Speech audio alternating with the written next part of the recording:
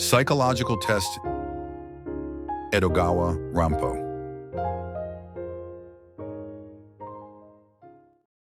We don't know the exact motives behind why Fukiya Seichiro came up with the horrific crime I'm about to describe. And even if we did, it wouldn't be particularly relevant to this story, considering that he was attending a certain university, partly through financial hardship. It's possible that he was desperately in need of tuition.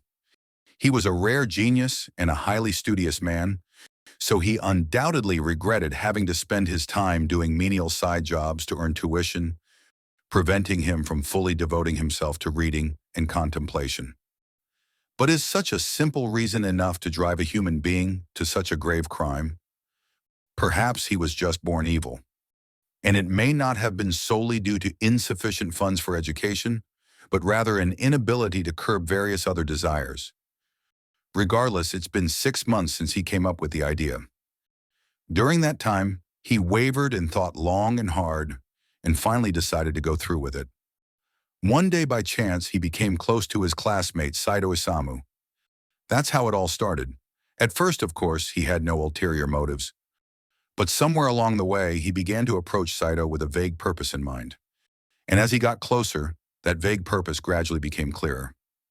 About a year ago, Saito had been renting a room in a boarding house in a lonely residential neighborhood in the Yamanote area. The owner of the house was the widow of a government official, although she was already over 60. Although she was able to make a comfortable living on the profits from the several rental properties left behind by her late husband, she was childless and, as such, money is all I can rely on. So she took great pleasure in gradually building up her savings by lending small amounts to trusted acquaintances. One reason for renting the room to Saito was probably because she felt it would be risky to live alone as a woman, but she also undoubtedly counted on the fact that even the rent alone would help her save more each month. And while it's not often heard these days, the psychology of misers seems to be the same throughout history. In all places and in all places, it was rumored that in addition to the superficial bank deposits, she also had a huge amount of cash hidden in a secret place in her home. Fukiya was tempted by this money. What value was there in that old woman having such a large sum? Wouldn't it be extremely rational to use that money to fund the tuition of a promising young man like me? That was his theory in short, so he tried to find out as much as he could about the old woman through Saito. He wanted to find out where the money was hidden, but he didn't have a firm idea until one day when he heard that Saito had accidentally discovered the hiding place. You know, that's an impressive idea for that old woman. Most people have set hiding places for money, like under the eaves or in the attic, but hers is a bit unexpected. You see that big flower pot with maple in the alcove in the inner room, right? It's at the bottom of that flower pot. That's the hiding place. No thief, no matter how bad they are, would ever notice that there was money hidden in that flower pot. If you look at it, the old woman is a miserly genius, if you like. Saito then laughed amusedly at this. From then on, Fukiya's thoughts became more concrete, little by little. He considered every possibility for each and every way to transfer the old woman's money to his own tuition, trying to come up with the safest way. It was a much more difficult task than he had expected. Compared to this, even the most complex math problems were nothing. As I had said before, it had taken him 6 months just to come up with his thoughts. The difficulty, needless to say, was how to avoid punishment. Ethical obstacles or pangs of conscience were not much of a problem for him. He believed that just as Napoleon's grand assassination was not considered a crime, but rather praised, it was only natural for talented young people to sacrifice the elderly, who were one step away from the grave, in order to cultivate their own talents. The old woman rarely went out. She spent all day curled up in silence in the back room. On the rare occasions when she went out, her country maid dutifully kept watch during her absence, under her orders. Despite all of Fukiya's efforts, the old woman's vigilance was flawless. At first, Fukiya thought he could wait until the old woman and Saito were out, trick the maid into running an errand or something, and use that opportunity to steal the money from the flower pot. But that was a very foolish idea. If it were discovered that he had been alone in the house, even for just a short time, that alone would be enough to raise suspicion. He spent about a month considering and rejecting various methods of this kind. He considered every possible scenario, such as using a trick to make it look like Saito, the maid, or a regular thief had done the theft, or sneaking in without making any noise when the maid was alone and stealing without her noticing, or doing the work in the middle of the night while the old woman was asleep, and so on. But each of these scenarios carried a high risk of discovery. There was no choice but to get rid of the old woman. He finally came to this terrifying conclusion.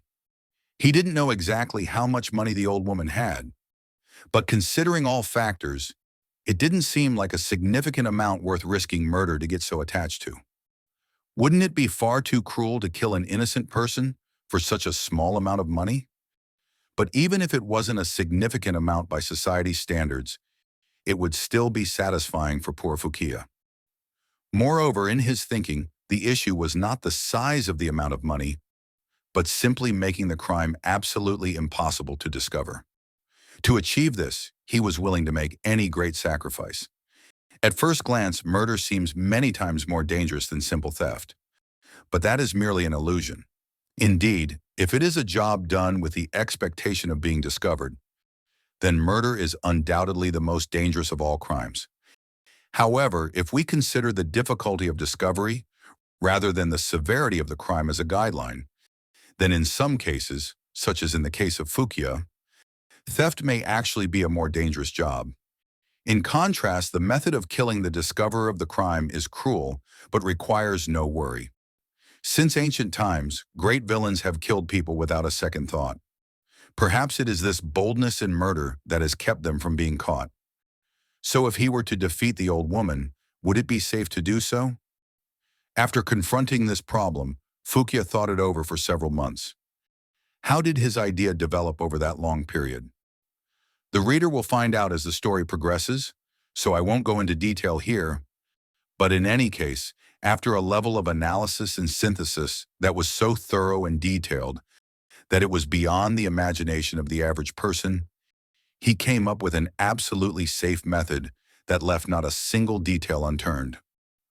All he had to do now was wait for the right time to come, but that came sooner than expected. One day, Saito had been sent on an errand related to school, and the maid had been sent out on an errand, and it was confirmed that neither of them would return home until evening. It was exactly 2 days after Fukiya had completed his final preparations. That final preparatory act, this one needs to be explained in advance, was an act to confirm, now that 6 months had passed since he had asked Saito about the hiding place, that it was still the same as it was back then. That day, that is, 2 days before the old woman's murder, he visited Saito and, taking the opportunity, entered the inner room, the old woman's quarters, for the first time, where he exchanged various pleasantries with her. He gradually steered their conversation toward a specific direction. He often mentioned the old woman's fortune and the rumors that she had hidden it somewhere. Every time the word hide came up, he subtly paid attention to the old woman's eyes. And just as he had expected, her eyes would rest on the flower pot in the Tokonoma alcove, which had by then been replaced with a pine tree, not a maple. Fukiya repeated this several times, and was able to confirm that there was no longer any room for doubt. Now the day finally arrived. He headed for his destination, wearing his university formal attire and cap, with an additional overcoat and ordinary gloves. After much deliberation, he decided not to disguise himself after all. If he were to disguise himself, he would leave clues that could lead to the discovery of the crime in various aspects, such as purchasing tools, changing clothes, and other matters. That would only complicate things and would be completely ineffective. His philosophy was that the method of committing a crime should be as simple and obvious as possible, as long as there was no risk of detection. The key was to avoid being seen entering the house he was targeting. It wouldn't be a problem if he was seen passing by the house. He often took walks in the area, so he could get away with saying that he had just taken a walk that day. At the same time, however, if he were to be seen by someone he knew on his way to the house he was targeting, a possibility that must be taken into account, it goes without saying which would be preferable. wearing a strange disguise or appearing in his usual formal attire and hat. He knew that there was a convenient night to commit the crime if he just waited. A night when Saito and the maid would be out. So why did he choose the dangerous daytime? Just like with his clothing, this was to remove any unnecessary secrecy from his crime. But just as he stood in front of the target house, even he, as expected of a normal thief, looked around nervously, looking back and forth and left and right, just like any other thief would, or perhaps even more so. The old woman's house was a single-family home, separated from its neighbors by hedges on either side. And on the other side was the high concrete wall of a wealthy mansion stretching for 100 meters. It was a lonely residential area, so sometimes there were no people around at all, even during the day. Luckily, when Fukia arrived there wasn't even a puppy to be seen on the street. He opened and closed the lattice door, which normally makes a ridiculously loud metallic noise, with a rattling sound, without making a single sound. Then in the entranceway, he greeted her in a very low voice. When the old woman came out, he went into the inner room, under the pretext of wanting to have a private chat about Saito. As soon as they were seated, the old woman stood up to fetch tea, saying, "Unfortunately, there's no maid here." Fukia had been waiting for this moment. When the woman bent down a little to open the sliding door, he suddenly grabbed her from behind and, using both arms, he was wearing gloves but trying to avoid leaving finger marks, strangled her with all his might. The old woman just made a gulping sound in her throat and didn't struggle much. However, as her fingertips desperately grasped at the air, they came into contact with a folding screen that was standing there, causing a small scratch. It was an old two-panel gold folding screen with a brilliantly colored painting of the 6 immortal poets. But right where Ono no Kamachi's face would have been, there was a cruel little tear. When he saw that the woman had taken her last breath, he laid the body there and gazed at the tear in the screen with some concern. But on closer consideration, there was nothing to be worried about. There was no way something like this could be used as evidence whatsoever. So he went to the alcove and, taking the base of the pine tree, pulled it out of the pot, soil and all. As he had expected, there was something wrapped in oil paper at the bottom. He calmly unwrapped the package, took a new large wallet from his right pocket, placed half the bundle of bills, about 5,000 yen, inside, then tucked the wallet back into his pocket. He wrapped the remaining bills in oil paper and hid them under the flower pot as before. Of course, this was to hide the fact that he had stolen the money. Only the old woman knew how much savings she had, so no one would suspect anything if it had been halved. Then he rolled up a cushion he found nearby and placed it against the old woman's chest to prevent any blood from spilling, took a jackknife from his left pocket, opened its teeth, and thrust it toward her heart, making a strong stab before pulling it out. He then used the cloth from the cushion to wipe the blood off the knife and put it back in his pocket. He thought that simply strangling her would leave her vulnerable to resuscitation. In other words, he'd finished her off. So why didn't he use a blade from the beginning? It was because he was afraid that if he did, blood might get on his kimono. At this point, I should explain a bit about the wallet he kept the banknotes in and the jackknife he was currently using. He had purchased them from a stall at a festival to use for this purpose only. He waited until the festival was at its busiest, chose the most crowded stall, dropped off the coins quoted, took the item and disappeared so quickly that neither the merchant nor the many customers had time to register his face. Both of these items were very ordinary, with no distinguishing features whatsoever. After carefully making sure that he had left no clues behind, Fukia slowly came out to the entrance, making sure to fasten the sliding doors shut. As he tied his shoelaces, he thought about the footprints he had left. But he needn't have worried about that at all. The dirt floor at the entrance was made of hard plaster, and the road outside was completely dry from the sunny weather that had been continuing for days. All that was left to do was open the lattice door and go outside. But if he made a mistake here, all his efforts would be for nothing. He listened intently, patiently trying to hear the footsteps on the street outside. It was completely silent, and there was no sign of anything. All that could be heard was the peaceful sound of a koto being played somewhere inside.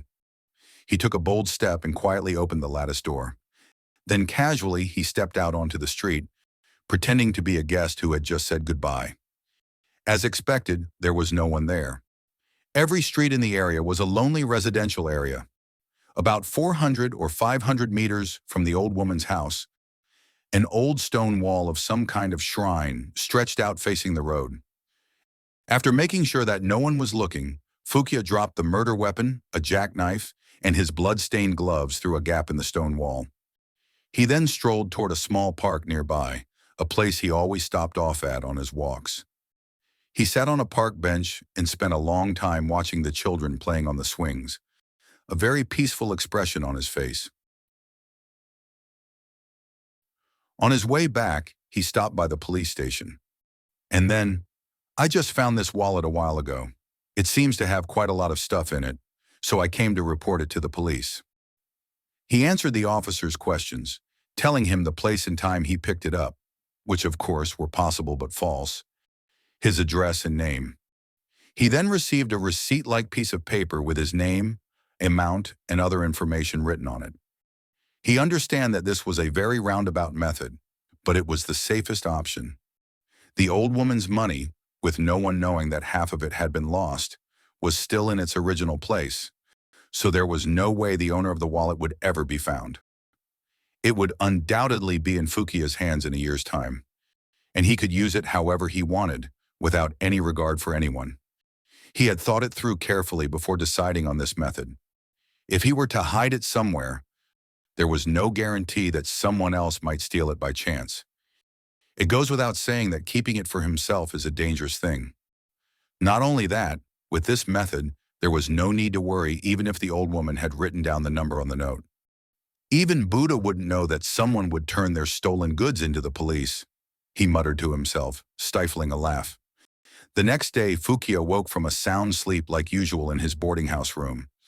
Yawning, he unfolded the newspaper that had been delivered to his pillow and glanced at the news section. He was a little surprised to discover something unexpected, but it wasn't anything to worry about. Rather, it was a source of unexpected happiness for him. The reason for this was that his friend Saito had been named as a suspect. The reason for his suspicion, it was stated, was that Saito was in possession of a large amount of money beyond his status. "Since I'm Saito's closest friend, it would be natural for me to go to the police immediately and question him." Fukia quickly changed into his kimono and hurried to the police station. It was the same government office where he had handed over the wallet yesterday. Why didn't he choose a police force with a different jurisdiction than the one that turned in the wallet? No, it was just him being true to himself, sticking to his anti-technical approach. He looked just the right amount of worried and asked, "Please let me see Saito." But as he had expected, his request was denied. He then asked the police various questions about why Saito had been suspected and was able to clarify the situation to some extent. Fukia imagined it this way. Yesterday, Saito had returned home before the maid. This was shortly after Fukia had completed his purpose and left. And then, naturally, he discovered the old woman's body. However, before he immediately reported it to the police, something must have occurred to him. It was that flower pot. If it was the work of thieves, then perhaps the money inside it was missing. It was just a bit of curiosity on his part. He checked it out. To his surprise, the package containing the money was there, just as it was. It was no wonder that Saito had a bad idea when he saw that, even though it was a very foolish thought. No one knew where the money was hidden, and they would surely assume that the murderer of the old woman had stolen it. Such circumstances would undoubtedly be a strong temptation that would be difficult for anyone to avoid. So what did he do next? According to the police, he acted nonchalantly and reported the murder to the police. But what a fool he was. He had left the stolen money in his pocket. It seems he never imagined that he would be subjected to a physical search on the spot. But how on earth will Saito explain this? Could this put me in danger? Fukia thought about this several times. When the money was found, he might have said, "It's mine." Certainly, since no one knows the amount of the old woman's fortune or where she hid it, that explanation might hold water for the time being. But the amount is simply too much. So in the end, he'll probably have to plead the facts. But I wonder if the court will accept it. Until then, it's unlikely that he'll be acquitted, unless other suspects emerge.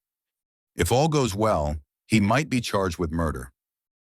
I hope that's the case. By the way, as the judge continues to question him, various facts come to light.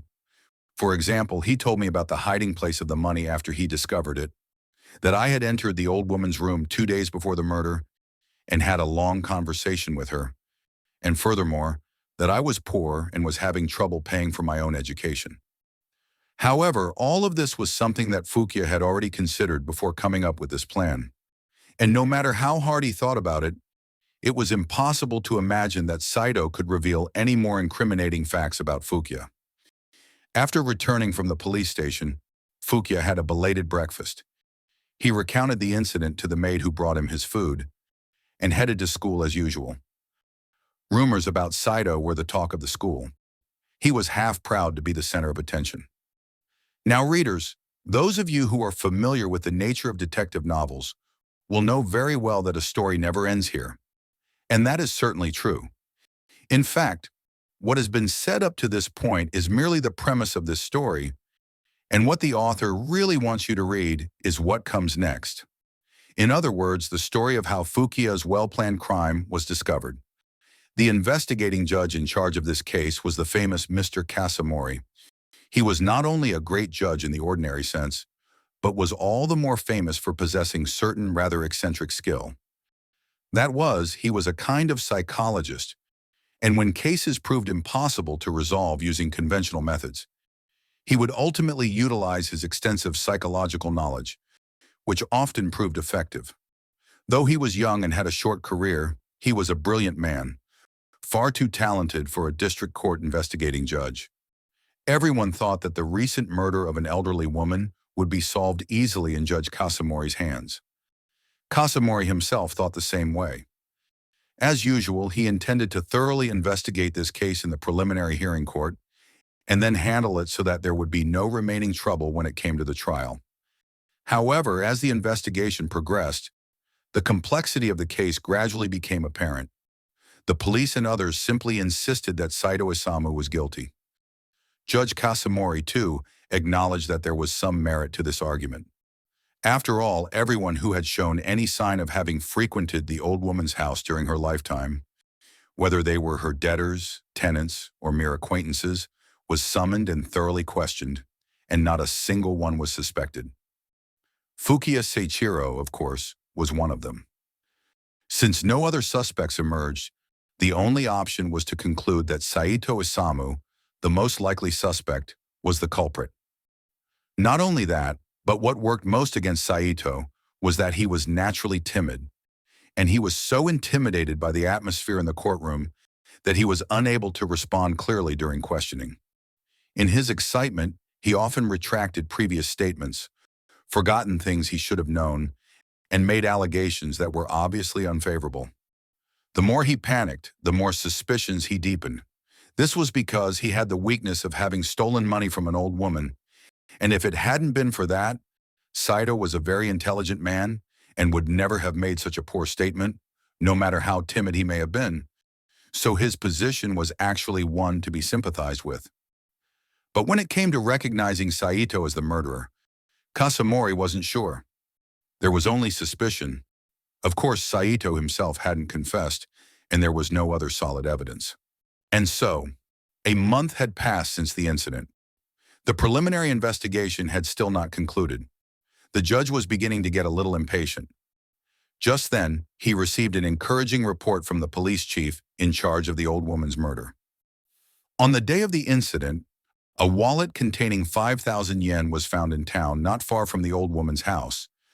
But due to a carelessness on the part of the authorities, it had gone unnoticed until today that the person who reported it was a student named Fukuya Seichiro, a close friend of the suspect Saito. However, when it turned out that a month had passed and the loser of this large sum had still not turned up, it seemed that there might be some significance to it. It was decided to report this just to be sure. Judge Kasamori, who had been at a complete loss, felt that upon receiving this report, he had seen a ray of hope. Procedures were immediately put in place to summon Fukiya Seichiro. However, despite the judge's enthusiasm, the results of Fukiya's questioning seemed to be rather disappointing. When asked why he had not mentioned the discovery of the large sum of money during his questioning at the time of the crime, he replied that he did not think it had any connection to the murder. There was a good reason for this answer.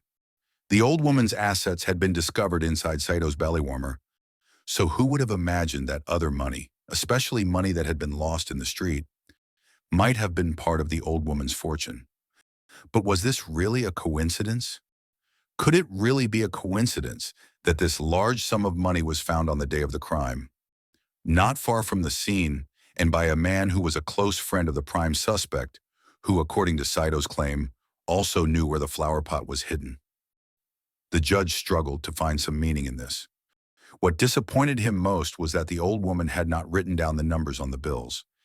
If only they had that, they'd immediately know whether the suspicious money was related to the crime or not.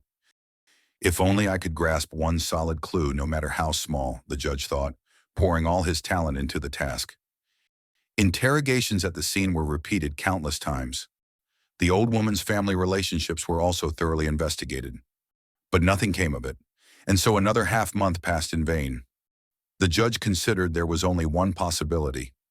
It is presumed that the Fukiya stole half of the old woman's savings, hid the remainder back where it was, placed the stolen money in a purse, and made it appear as if it had been found on the street. But how could something so foolish be possible? Of course, he examined the wallet, but no solid clues emerged. Besides, Fukiya had calmly claimed that he had passed by the old woman's house on his walk that day. Could he really say something so bold to the culprit? First of all, the whereabouts of the most important murder weapon are unknown. A search of Fukiya's boarding house had yielded nothing. But speaking of the murder weapon, the same could be said for Saito.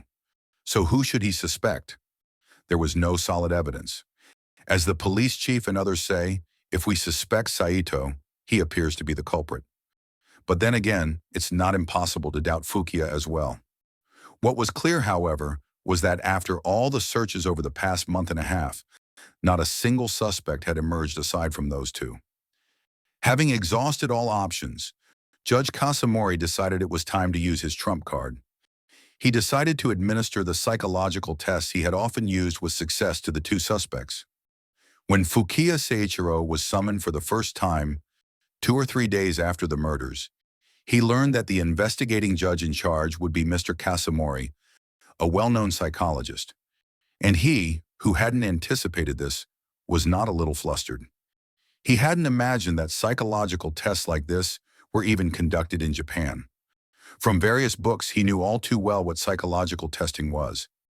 This major blow no longer afforded him the strength to pretend to be calm and continue attending school, so he holed himself up in his boarding house, claiming to be ill. He then simply considered how he could overcome this difficult situation. He continued to think about it with the same meticulousness and enthusiasm as he had before committing the murders, if not even more so. What kind of psychological testing would Judge Kasamori conduct? It was impossible to predict. So Fukiya recalled all the methods he knew and tried to think of some way to counter each one. However, since psychological tests were originally designed to expose false claims, it seemed theoretically impossible to further falsify them. According to Fukiya's analysis, psychological tests could be broadly categorized into 2 types based on their nature. One type relies on purely physiological responses, and the other is conducted through words.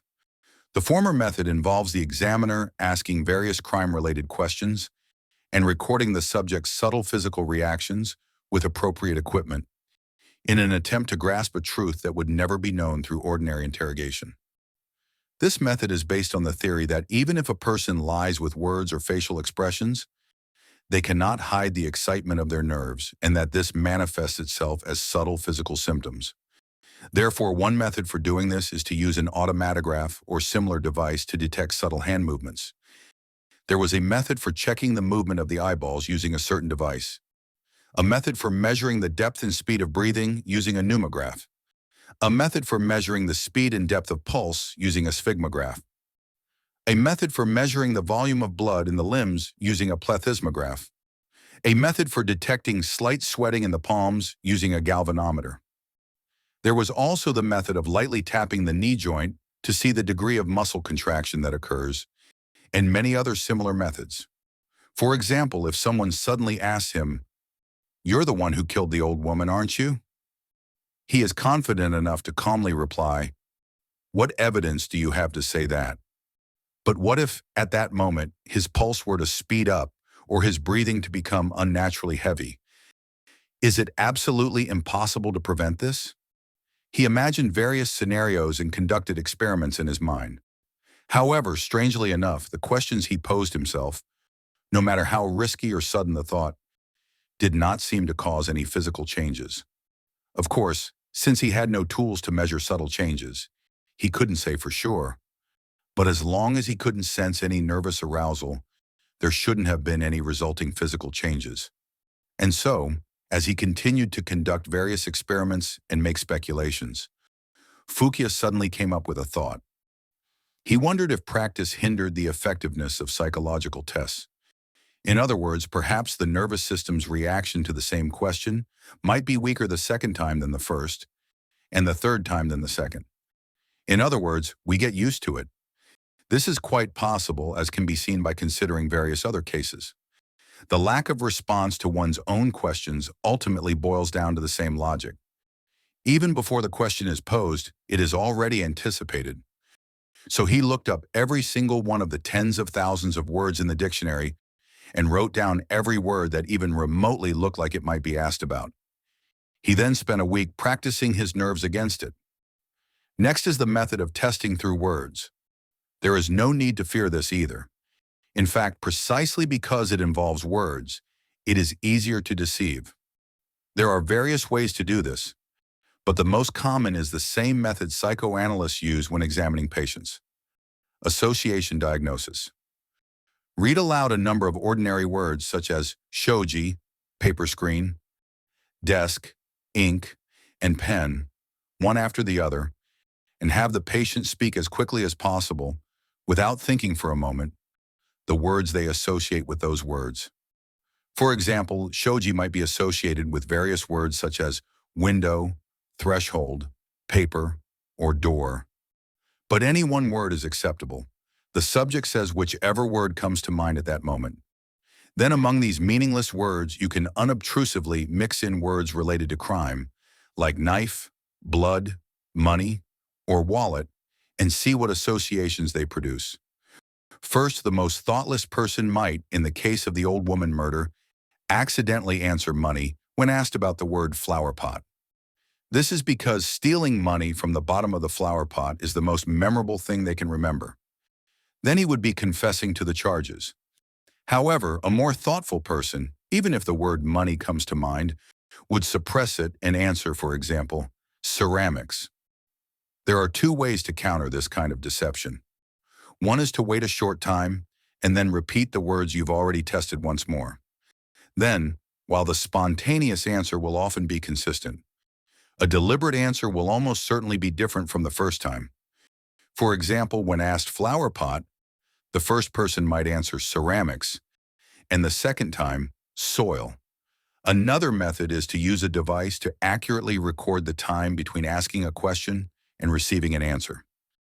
Depending on the speed, for example, if it takes 1 second to answer door to shoji, but 3 seconds to answer china to flower pot, though in reality it's not that simple, this would mean that the subject took the time to suppress the initial association with flower pot, making the subject suspicious. This time delay may not appear with the word in question, but with the next meaningless word. Another method is to have the subject recount the circumstances of the crime in detail and then repeat it. If the perpetrator is the real culprit, when repeating the story, they will often blurt out a subtle difference from what they were told. I apologize to readers familiar with psychological testing for this lengthy description, but if I were to omit this, the entire story would have become unclear to other readers. so it was truly unavoidable. It goes without saying that this type of test requires practice, just as in the previous case. But according to Fukiya, what's even more important is to remain completely innocent. It's important not to resort to silly tricks. The safest approach when asked about flower pot is to simply answer money or pine. After all, even if Fukiya wasn't the culprit, he would naturally know some details of the crime from the judge's questioning and other sources.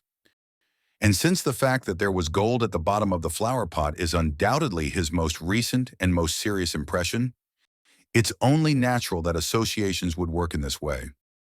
This method would also be safe if he were forced to recite the scene's events. However, there was the problem of time. This required practice. He needed to practice so that, when asked flower pot, he could answer money or pine without the slightest hesitation. He spent several days on this practice, and thus he was all set. On the other hand, he had also taken into account one advantageous circumstance. With this in mind, even if he faced unexpected questions, or even if he went a step further and reacted unfavorably to expected questions, he had nothing to fear. For Fukiya would not be the only one being tested. Would the hypersensitive Saito Isamu really be able to calmly answer various questions, even if he said he had no recollection of them? It would probably be natural for him to react at least as well as Fukiya. As Fukiya thought about it, he gradually felt more at ease. He even felt like breaking out into a tune. Now he even began to wait for Judge Kasamori's summons. How Judge Kasamori's psychological test was conducted. How the sensitive Saito reacted to it. How calmly Fukiya responded to the test. I will avoid recounting all of these long-winded details here and move straight to the results. It was the day after the psychological test. Judge Kasamori was in his study at home, tilting his head in front of the document containing the test results, when a maid brought him Akechi Kagoro's business card.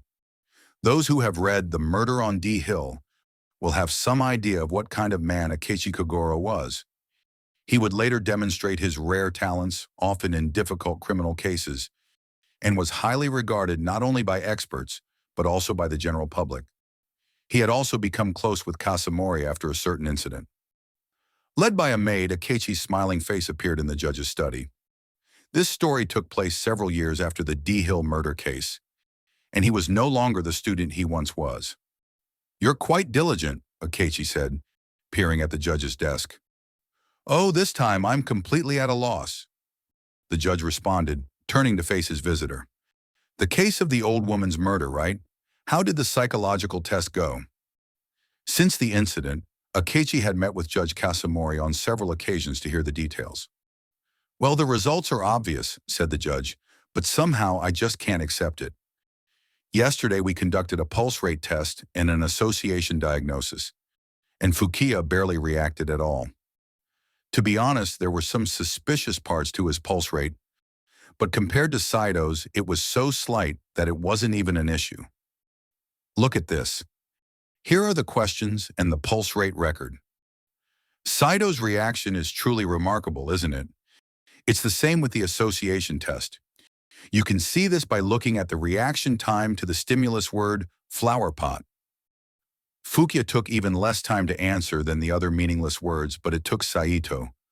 Look at that, 6 seconds. The record of the association diagnosis shown by the judge was written as shown below. Words marked with a circle are related to crime. In reality, about 100 words are used, and 2 or 3 sets are prepared and tested one after another.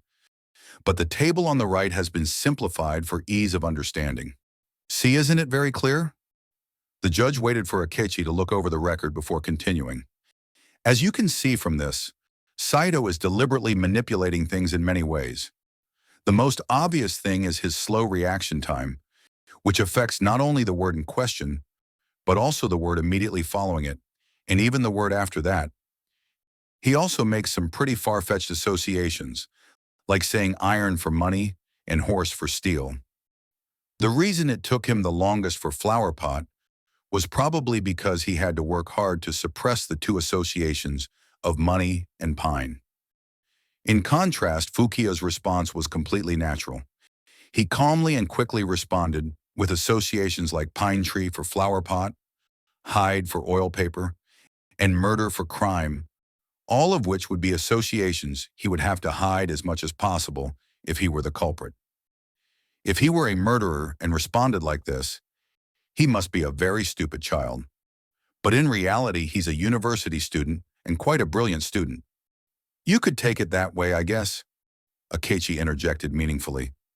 But the judge continued speaking, not noticing the meaningful expression on his face. However, while there is no longer any doubt about Fukiya, when it comes to whether Saito is the culprit or not, even though the test results are so clear, I still can't be sure. Even if they find him guilty in the preliminary investigation, that doesn't mean that the decision is final, so I guess it's fine as is. But as you know, I'm a competitive person, and I hate having my opinion overturned in court. So to be honest, I'm still not sure what to do. Looking at this, it's really interesting, Akechi began, holding the records in his hands. They say both Fukiya and Saito are quite studious, but their personalities are clearly evident when, for example, they both answered the name of a bookstore, Maruzen, when asked about the word book. What's even more interesting is that, while Fukiya's answers are all somewhat materialistic and intellectual, Saito's have a gentle quality to them. They're almost lyrical. For example, his answers like woman, kimono, flower, doll, scenery, and little sister make him seem more sentimental and weak. Also, Saito must be in poor health. He answered illness to hate and lung disease to illness. That's proof he's always afraid of getting lung disease. That's one way of looking at it. The more you think about this association diagnosis, the more interesting conclusions you come up with. By the way, Akechi changed his tone a bit. Have you ever thought about the weaknesses of psychological testing? De Quiros, in his critique of the ideas of Münsterberg, the proponent of psychological testing, says that while this method was devised as an alternative to torture, its results, like torture, can sometimes lead to the incrimination of the innocent and the escape of the guilty. Münsterberg himself wrote somewhere that the true effectiveness of psychological testing is conclusive only when it comes to determining whether a suspect knows a certain place, person, or thing, but that it can be somewhat dangerous in other cases. I know maybe I'm preaching to the choir to tell you this, but I do think it's an important point. What do you think? Well, that's true in the worst-case scenarios, isn't it? Of course, I know that too, the judge replied with a slightly unpleasant look on his face. However, that worst-case scenario might not be as far off as one might think. Couldn't we say something like this? For example, suppose a highly sensitive, innocent man is suspected of a crime. This man was caught at the scene of the crime and knows the facts of the crime well. In this case, could he really remain calm during a psychological test? Wouldn't it be natural for him to become agitated, thinking, they're trying to test me. How should I answer to avoid suspicion? Therefore, wouldn't a psychological test conducted under such circumstances amount to what de Quiros calls incriminating the innocent? You're referring to Saito Isamu, aren't you? Well, I must admit I've had a similar feeling myself. As I just said, I'm still uncertain about it. The judge's expression grew increasingly bitter. So if Saito is innocent, though he still can't escape the charge of stealing the money, then who could have killed the old woman? Do you have any other suspects? The judge interrupted Akechi mid-sentence and asked him roughly. Yes, Akechi answered with a smile. Based on the results of this association test, I think Fukiya is the culprit. However, I can't say for sure yet, but he must have returned home by now. Could you perhaps casually invite him here? If you do, I'm sure I can get to the bottom of this. What? Do you have any solid evidence? The judge asked, more than a little surprised. Akechi explained his theory in detail, without any hint of pride. And it completely impressed the judge. Akechi's request was granted, and a messenger rushed to Fukiya's boarding house. It has now been confirmed that your friend Mr. Saito is indeed guilty. I have something to discuss regarding this matter, so I would like you to come to my house. This was the pretext for the summons. Fukia had just returned home from school and came over immediately upon hearing the news. He was quite excited by the good news. In his joy, he was completely unaware of the terrible trap that lay ahead. After explaining the reasons for finding Saito guilty, Judge Kasamori added, "I am truly sorry for ever doubting you. In fact, I have come here today to apologize and explain the situation in detail." Then he had her brew tea for Fukia and began chatting casually, looking quite relaxed. Akechi joined in the conversation.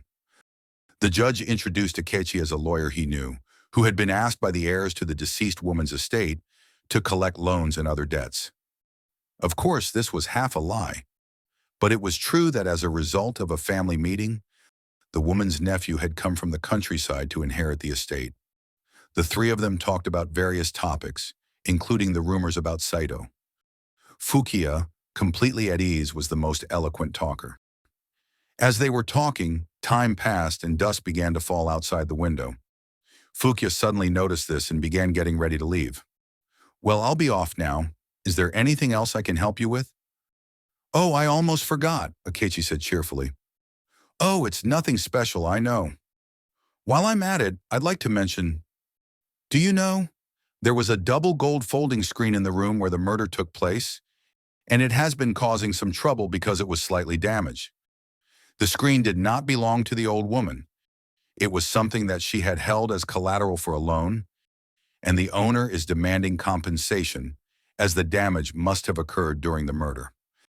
However, her nephew, being just as stingy as her, is refusing to comply, saying that the damage may have been there all along. It's really just a trivial issue, and I'm at a loss for words. However, the folding screen seems to be quite a valuable item. By the way, since you often frequent that house, you probably know the screen, but do you remember if it had been damaged in the past? Or perhaps you didn't pay any attention to the screen at all?" Actually, I tried asking Saito too, but he was so worked up I couldn't get a clear answer. Plus, the maid has gone back to her hometown, and even when I inquired by letter, I couldn't get a straight answer. I'm a bit stuck. It was true that the folding screen was mortgaged, but of course the rest of the story was just fabricated. The mention of the folding screen made Fukia shudder. However, after listening more carefully, he realized there was nothing wrong, so he was completely relieved. "Why are you so nervous? The case is already closed, isn't it?" He pondered for a moment how to respond, but as usual, he decided the best thing to do was to just tell the truth. "As you well know, Judge, I've only ever been to that room once, and that was 2 days before the incident," he continued with a grin. He couldn't help but find it amusing to say things like that. "But I remember that screen. I'm sure there was no damage on it when I saw it." "I see. That's how it was. There's just a small scratch on Ono no Komachi's face." "That's right. Now I remember," Fukia said, pretending to have just remembered. "That was a painting of the 6 immortal poets. I remember Ono no Komachi too. But if there had been a scratch then, there's no way I would have overlooked it. After all, a scratch on Komachi's brilliantly colored face would be obvious at a glance. Then, even if it's a bother, could you please give your testimony? The owner of the screen is a very greedy man, and he's difficult to deal with." "Yes, sure. Whenever it's convenient for you." Fukia felt a little proud and accepted the request of the man he believed to be a lawyer. "Thank you," Akechi said happily, tugging his fingers through his long, shaggy hair. It was a habit he had when he got a little excited. "Actually, I thought from the beginning that you must have known about the folding screen. That's because in the record of yesterday's psychological test, you answered the question about pictures with folding screens. Here it is. Boarding houses don't usually have folding screens, and you don't seem to have any close friends other than Saito. So I imagine that for some reason, the folding screen in the old woman's living room must have made a particularly strong impression on you." Fukia was a little surprised. The lawyer was certainly right. But why had he blurted out something about a folding screen yesterday? And strangely enough, he hadn't noticed it until now. Isn't that dangerous? But in what way was it dangerous? He had carefully examined the scar back then and made sure that it didn't provide any clues. Don't worry, it's fine. He thought about it for a moment and finally felt relieved. But in truth, he hadn't even realized that he had made an all too obvious mistake. I see. I never noticed it at all, but you're certainly right. You have keen powers of observation, Fukia answered calmly, never forgetting his principle of non-technicalism. Oh, I just happened to notice it, Akechi said modestly, pretending to be a lawyer. But speaking of things I noticed, there's actually one more thing, and no, it's nothing to worry about. Yesterday's word association test included 8 dangerous words, and you passed them perfectly. Almost too perfectly, in fact. If there had been even the slightest hint of guilt, things wouldn't have turned out this way. Those 8 words are circled here, right? Here it is, Akechi said, pointing to the piece of paper with the record. However, your reaction time to these words is slightly faster than to the other meaningless words. For example, it only took you 0.6 seconds to answer pine in response to flower pot. That's rare innocence. Of these 30 words, the easiest to associate would probably be blue in response to green. But even that took you 0.7 seconds. Fukia began to feel extremely uneasy. What on earth was the lawyer talking so eloquently? Was it out of kindness or malice? Could he have some deeper ulterior motive? He devoted all his energy to trying to figure out what it meant. Whether it's vase, oil paper, or crime, the 8 words under scrutiny are all far more difficult to associate with other words than everyday terms like head or green. And yet you're answering those more difficult associations faster. What does this mean? This is the point I noticed. First, let me try to guess your state of mind. It's just for fun after all. But if I'm wrong, please forgive me. Fukia shuddered, but even he himself didn't know what had made him do that. You were well aware of the dangers of psychological tests, and you must have prepared in advance. You were well prepared when it came to words related to crimes. I'm not criticizing your methods in any way. The truth is, psychological tests can be extremely dangerous in some cases. There is no guarantee that the guilty will be let off and the innocent will not be convicted. However, you were so well prepared that, although you probably didn't intend to answer early, your answer ended up being too fast. This was certainly a huge mistake. You were only concerned about being late and didn't realize that being too early could be just as dangerous. Of course, the difference in time is so slight that only an extremely attentive observer would miss it. Anyway, deception always has a flaw somewhere. The sole basis for suspecting Akechi's Fukia lay in this one point.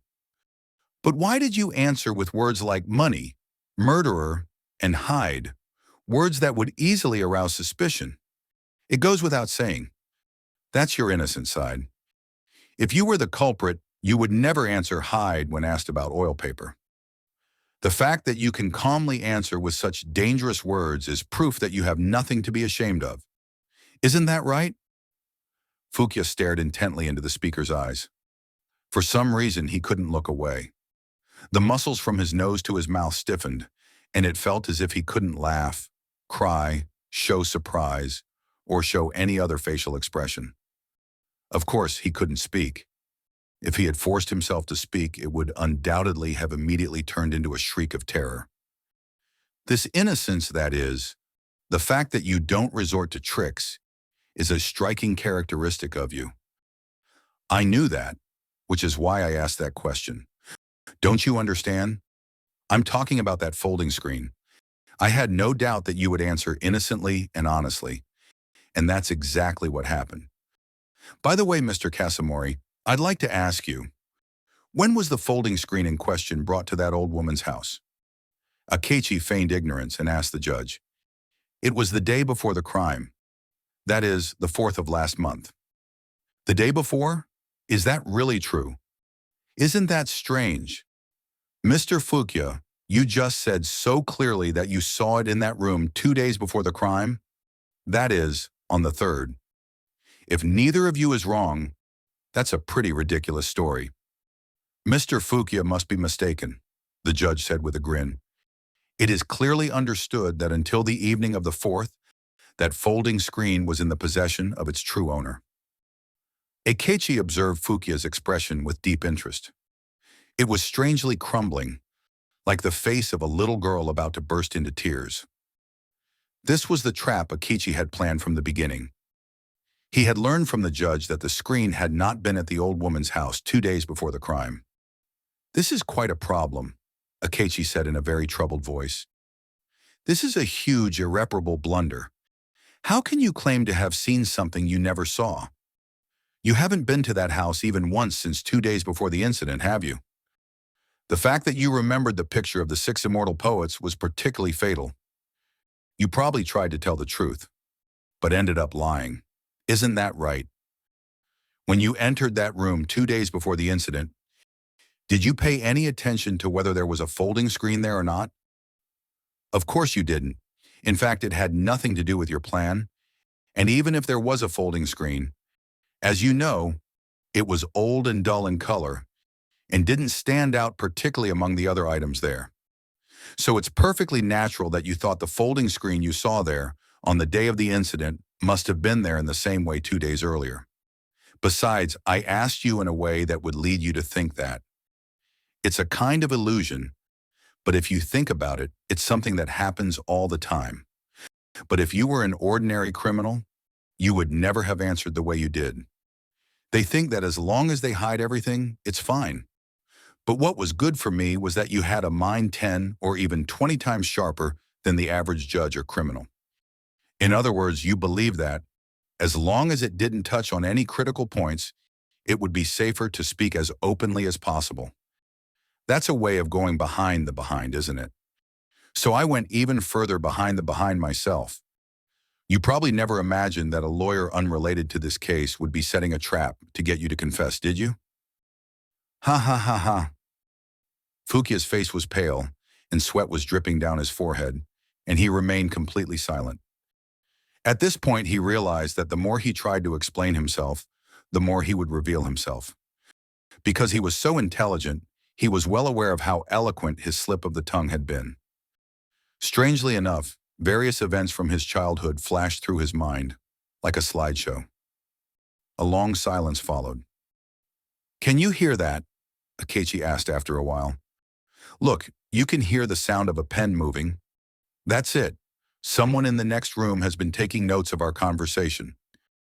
That's enough. Could you please bring it over here?" Then the sliding door slid open, and a man who looked like a student came out holding a stack of Western paper. "Read it out loud once." Following Akechi's orders, the man began reciting from the beginning.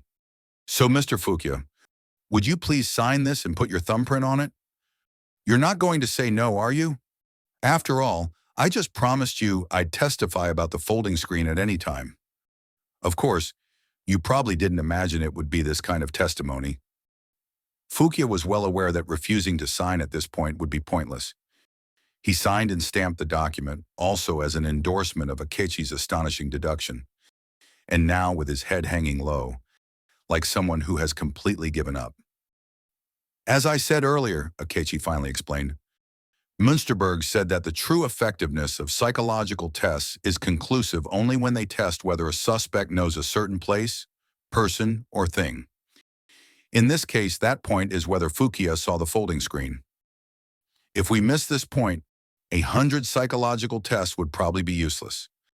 After all, the person we're dealing with is a man like Fukia, who anticipates everything and makes meticulous preparations. And another thing I want to say is that psychological tests don't necessarily require the use of certain stimuli and certain equipment as described in books. As I've just shown you in my experiment, they can be conducted perfectly well using even the most everyday conversations. Famous judges of the past, such as Ooka Ekuzen no Kami, were properly applying methods invented by modern psychology without even realizing it themselves. This is the end of this story. Next time on this channel, I would like to take a closer look not at Edogawa Rampo's works, but at the person he was. See you in a month.